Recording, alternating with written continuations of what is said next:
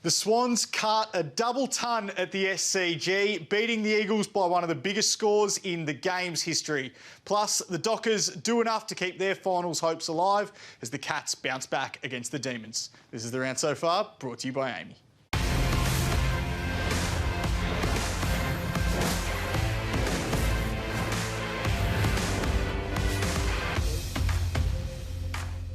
You're watching The Round So Far, brought to you by AAMI, I'm Riley Beveridge. This is Kane Cornes. Kane, there's only one place we could start tonight, and that was at the SCG. Sydney putting 205 points past West Coast in one of the biggest wins ever. And this was the moment the double ton came up. Summer Clean gets a free kick in the goal square and goes back and slots it with 3 minutes to go in the last quarter. 200 points they kicked today.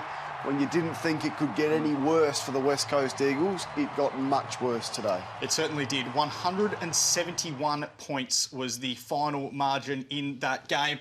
It is the fourth biggest margin in AFL, VFL history, the entire game's history. Yeah, no, it's alarming. I've said from about round 3 this year that you can't survive and the coach won't survive a record like this, and performances like this will put a full stop to that. Now, whether that's this week or in the coming weeks, unfortunately, for Adam Simpson, his time is coming to an end. They need to change things up because what we are seeing on the field, regardless of who is available, and they'll keep referencing that, and he did that again today. The effort levels, they are not trying, and it's their senior players who aren't trying. We're going to show some of that tonight. We certainly will. A host of missed tackles throughout the game from some senior West Coast players. Yeah, so these are all senior type players. Petreski, Seaton there. The lack of effort here, Duggan. Look at this for an attempt on a tackle. Now, there were 7 West Coast players that didn't lay a tackle. A lot of these are early in the game. Kelly, he's great when he's running and wants a handball receiver and he can get the footy. Not as good when he's got to put some pressure on the opposition. Petrocelli there. These are all Elliot Yeo's got him wrapped up. Nah, you don't have it wrapped up. That one that went down inside 50 for a score. Kelly again, like time and time again. So these are not young players. These are some premiership players, some players that have played a lot of footy. Gaff there. What is that?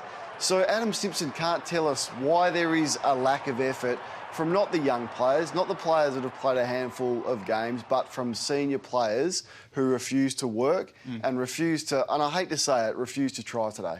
Fourth 100-point defeat in the last 8 games for West Coast. Their coach, Adam Simpson, asked about his future after the game. Do you still feel like you're the right man, though, to follow this plan? Yes. I know you laugh at that question, but... Well, because you're asking it. Yeah. Well, what do you think I'd say? Do you feel, when you look at the way that, that first quarter went, though, you had a lot of senior blokes in the middle and then you were smashed at the clearances. The injuries are one thing, but some of your senior players just didn't stand up from the start today? No. How do you address that? We'll talk about it during the week.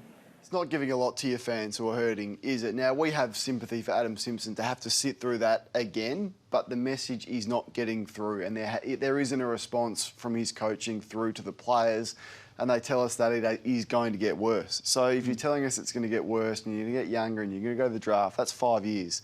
So Adam Simpson's not going to be there in 5 years for results worse than this. So the West Coast Eagles, and he won't be the only one, will have to make a dramatic change, and I suspect that happens this week. Before we move on from West Coast, I want to ask, we put up that graphic before. You were part of that Port Adelaide side that lost to Hawthorn 2011 by 165 points. What's it like during the game, in the hours after the game? What's it like to be on the end of a defeat like that? It's soul-destroying, really. I got dropped the next week, so that's always good. So that one sticks out. But it's soul-destroying for the younger players because this is what they're learning. And you're not getting the winning culture. Compare the first and second year players at the Eagles to what Nick Dacos or what Jason Horne-Francis is experiencing this year, and it is chalk and cheese. That's why if I was Harley Reid and if I was his family, I'd be going, I'd do everything I can not to go there. I'd be telling them, you can draft me, but I'm leaving in 2 years, because the lack of development that comes for the young players in performances like that, and that was a one-off you were talking about. We had a poor year, but nothing like what the West Coast have been like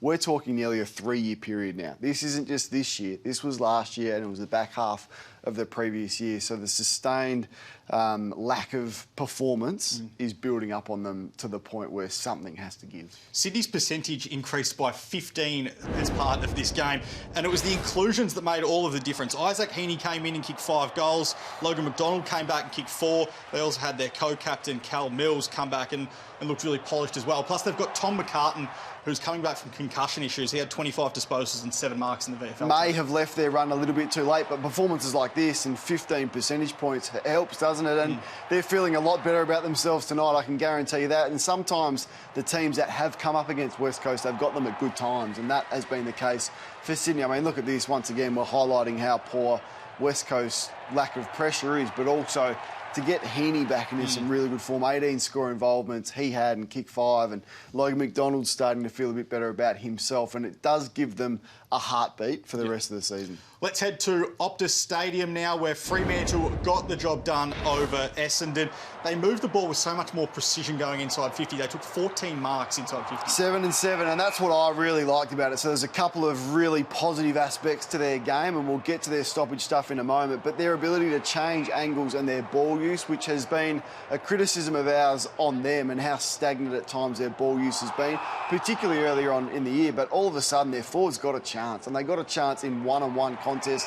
Jackson was terrific in the ruck, and also forward provided a big target and was involved in everything. Darcy back in the side really helped with their centre bounce work, and their midfielders just really got their hands dirty today, and Fife was important. Spent some more time on ball, Fife. Thought Schultz lit the match for them at stages when they were under pressure, and then those two guns in Sarong and Brayshaw. One centre bounce, which gave their forwards even numbers ahead of the ball, and they maximised those opportunities. We'll stay with Caleb Sarong now. He is our Saturday star. He was fantastic. 32 disposals, 10 clearances and a goal, plus 12 score involvements. Love him as a player. You just do. He's having a big year. Talk about All-Australian contention. This guy is in All-Australian contention. There's no doubt about that. So he was clean tonight, and some of his one-on-one stuff from centre bounce against really good opponents, and that was a really good example there against Parrish. Just the late push and to get the positioning that he wants. And once again here, he's just there for the receive. I thought his ball use was good. So, I mean, he's a star. And when they have lost this year, I've been really disappointed in their midfield, because that was what we lauded them for last year. I mean, their midfield was a real strength, not only offensively like this, but defensively. So to kick 4 goals from centre bounce tonight was really the difference in the game. Well, they're 7-1 when they've won clearance this year, and they're 0-6 when they've lost clearance, Fremantle. So that goes to show just how important the Dockers midfield is. Essendon had won 4 straight before this. Bit of a setback for them. They got defeated tonight, but still well and truly in the Yeah, Fox their mix. ball use was good early. They had a high number of uncontested marks, and you thought, gee, they're switched on, and their ball movement was good. Fremantle were able to adjust at quarter time and really shut down their uncontested, and they couldn't get anything forward of the ball. Like their contest work from their forwards, they just couldn't get a forward half winner, unfortunately. But they're about where they are. I mean, not many of us would expect them to go to Perth and win against a side that played finals last year, but with their draw for the back half of the year, they're a really good shot to make it in the top 8. Let's head to Marvel Stadium now, and Friday night footy, where Brisbane continued its rampant run.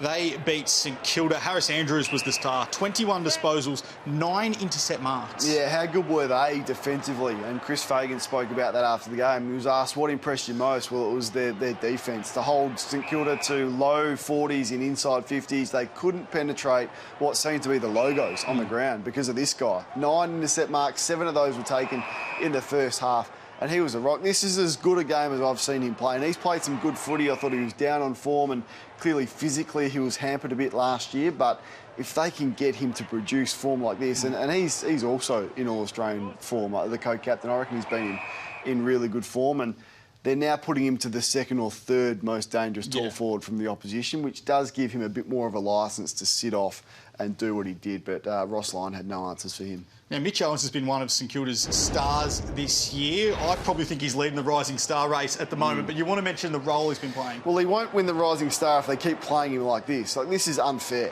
Why is your best young player, and they've spoken about not having enough A-grade talent on the list, he's A-grade.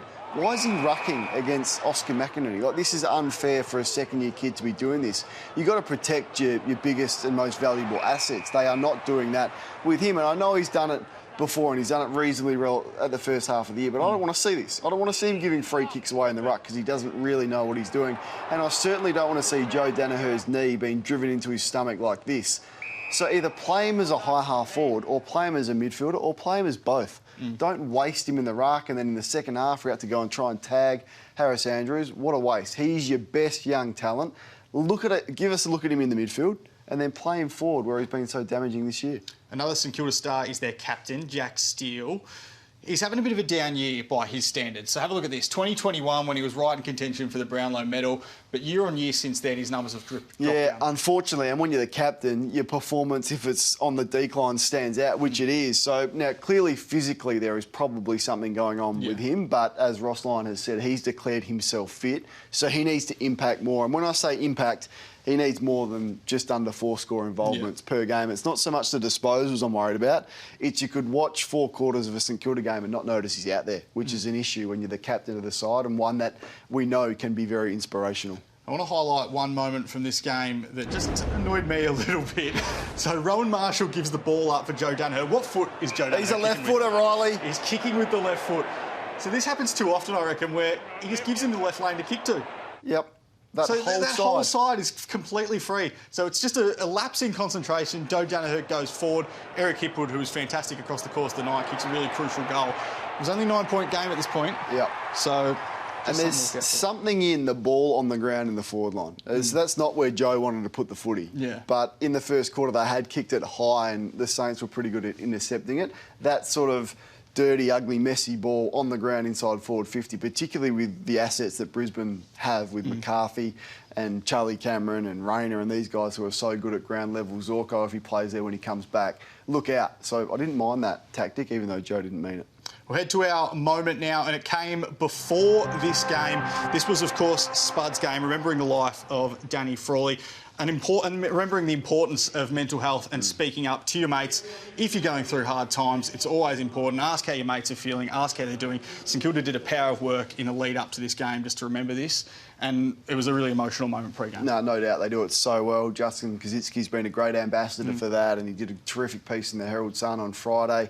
Jason Dunstall spoke with passion and emotion and reflected on the relationship that he had with Danny Frawley and what a special person he was. So congratulations to the Saints for all the work they are doing in what has largely been in the past an unspoken issue that so many people struggle with. Completely agree. Kane, Max King and Liam Stocker both reported on the night. Those reports thrown out by the match review officer today, so they've got no case to answer for. We'll head to our AAMI clangers now, and Kane.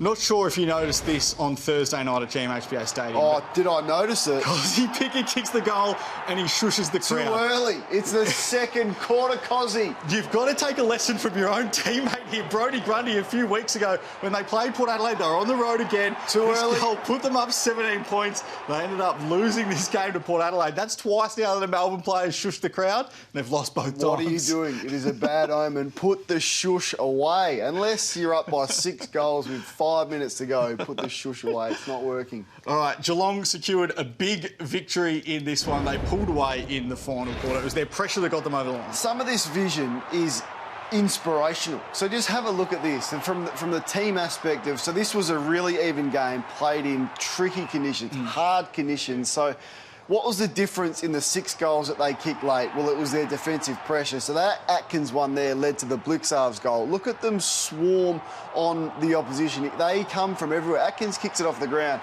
Hunter's in the race. He's in the lead for that ball. Watch the 3 Geelong players close in on him and turn the footy over close, and then they're away. And that leads to another goal. And we'll get to this man in a moment. Wasn't he electric, and hasn't he been brilliant in the last 2 weeks? What a player he is. But this was just, some of this vision is hard, it's tough. Thought Stewart was amazing. Thought De Koning laid 2 goal-saving tackles in the last quarter. So 21 tackles to 7 in the last quarter.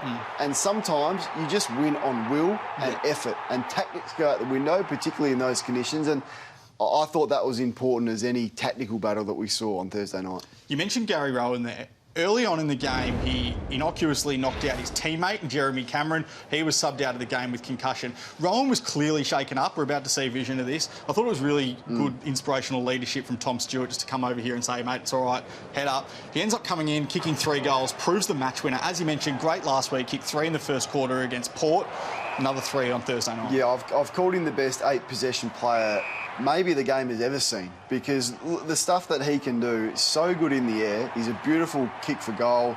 He's fast on the lead, but he can also take a contested mark. Beautiful field kick, and one of the best things about him is his defensive pressure. So Chris Scott actually spoke about him and singled him out post-match and said how much respect he has got for him and what a great character he is around the club. And I suspect it's for reasons like this. Bang. Oh, that defensive stuff that we know he has got in him. And last year's final series did a lot to alleviate the pressure that had been on him in big games. And, I mean, he stood up for them and he needed to because Cameron was out from about the first 10 minutes in that game.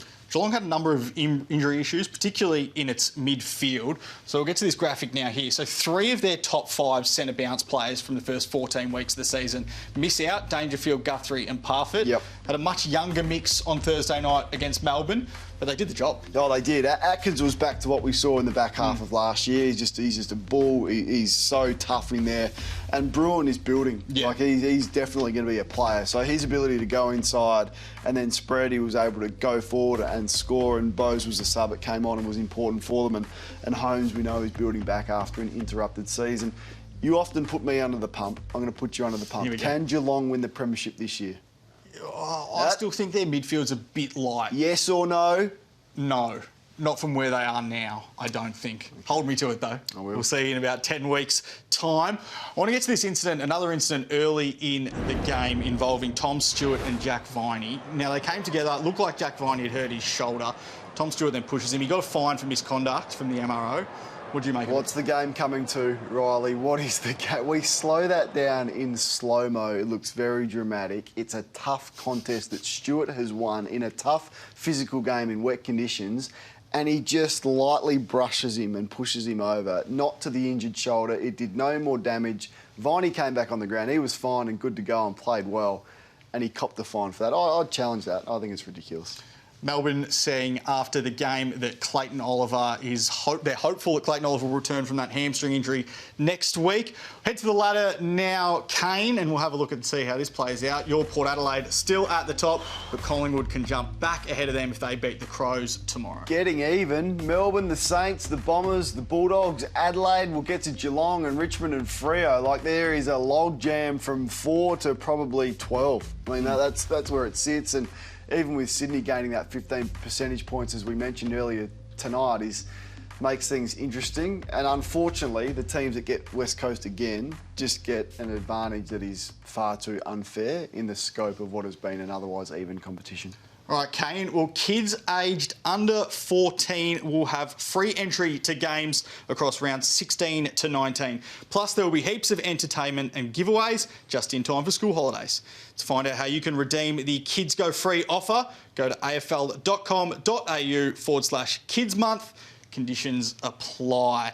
Head to our remaining round 15 games now. There's a massive battle at the MCG. Collingwood against Adelaide. The Crows have been building this up. It's a massive game for them. And then Gold Coast and Hawthorn to finish. Well, the Crows need to play better away from home, so that's their biggest challenge. Both teams will be rested off the bye. I think that's going to be a terrific game of footy. And pressure on Stewie Dew and Gold Coast, not for the first time in his coaching tenure, but they just must win at home against the Hawks. All right, we'll head to our Kane's question now, and it is about the buys.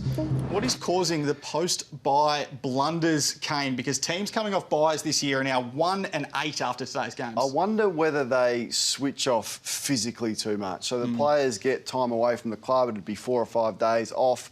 But you've got to keep training through that. So I'd be disappointed if players hadn't been touching footies for 4 days. They've relaxed. It feels like you're in holiday mode and come back a little bit sluggish. That would be the only thing I can put my finger on. You've just got to keep training until the end of the year. It isn't time for a long break.